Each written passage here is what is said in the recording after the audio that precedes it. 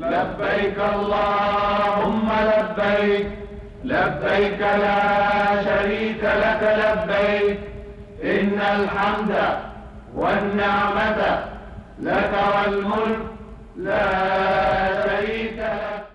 وإلهي حسكيسا maalmaha tobanka ah ee ugu horeeya bisha Dhulhijja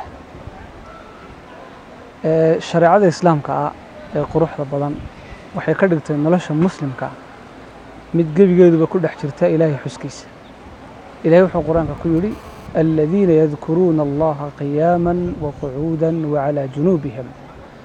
Mu'miniinta Ilaahay rumaysan waa kuwa Ilaahay xusa xaalad walba iyo qaab kasta ku sugan yihiin, iyagoo jiifa, iyagoo taagan, iyo iyagoo dhinac u jiifa, iyo iyagoo fadhiya intaba.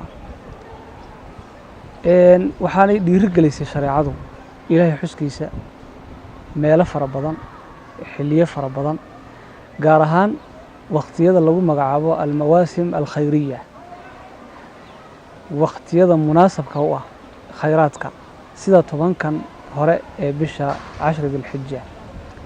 tobankan maalmood ahmiyadda ay leeyihiin maxay tahay? culimada mid ka mid ah Sheikh Ibn Hajar ayaa wuxuu yiri السبب في امتياز 10 Dhulhijja sababta ay u socnaatay tobankan maalmood ee bishani waxa weeyaan limakaan ijtimaaci ummahaat al-cibaadati fihi, waxa ku kulmay cibaadooyinka waaweyn baa ku kulmay, وهي الصلاة والصيام والصدقة والحج. meel kalena kuma kulmaan oo sidan oo kala ah.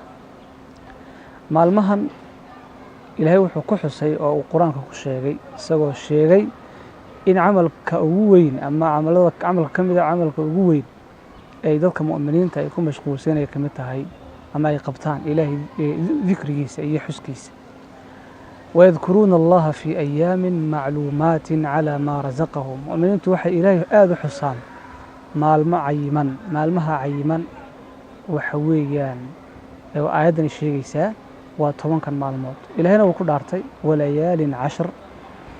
إلهي ذكر يسو إن مالمها الله بضيو وحكم ذي عملك أغوان عكسن إلهي سبحانه وتعالى اللي يقول وابد maalmahan inuu qofka muslimku ogaado wuxuu ka faa'iideeyaa koow inuu weyneeyo maalmahan, waayo weyneynteedu waxay kamid tahay Ilaahay weyneyntiisa. maadaama Ilaahay agtiisa ku weyn tahay, mu'minkuna wixii Ilaahay agtiisa ku weyn waa inuu ku weynaado.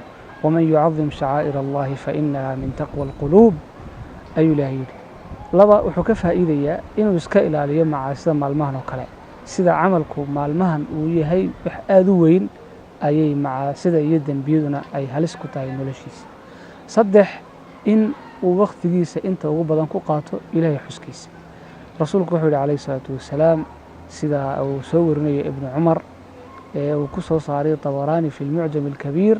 rasuulku wuxuu yiri calayhi salaatu wasalaam ma min ayaamin a'zamu 'inda Allahi wa ahabba ilayhi min al-'amali fihinna min ayami al-'10 Dhul-Hijja فأكثروا فيهن من التهليل والتكبير والتحميد. حديث كاسو wuxuu sheegaya maalmo ka weyn Ilaahay agtiisa ma jiro maalmo Ilaahay ka jecel yahay amalka wanaagsan ma jiraan maalmahan.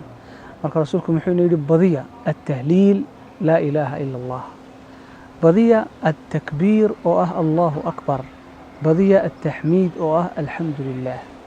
Ilaahay xuskiisu maalmahan wuxuu ka mid yahay camalada ugu waaweyn ee Ilaahay subxaanahu wa ta'ala loogu dhawaado. Ilaahay waxaan weydiisanaynaa inuu naga dhigo kuwa kaga faa'iideysta maalmahan Ilaahay subxaanahu wa ta'ala xuskiisa inay badiyaan.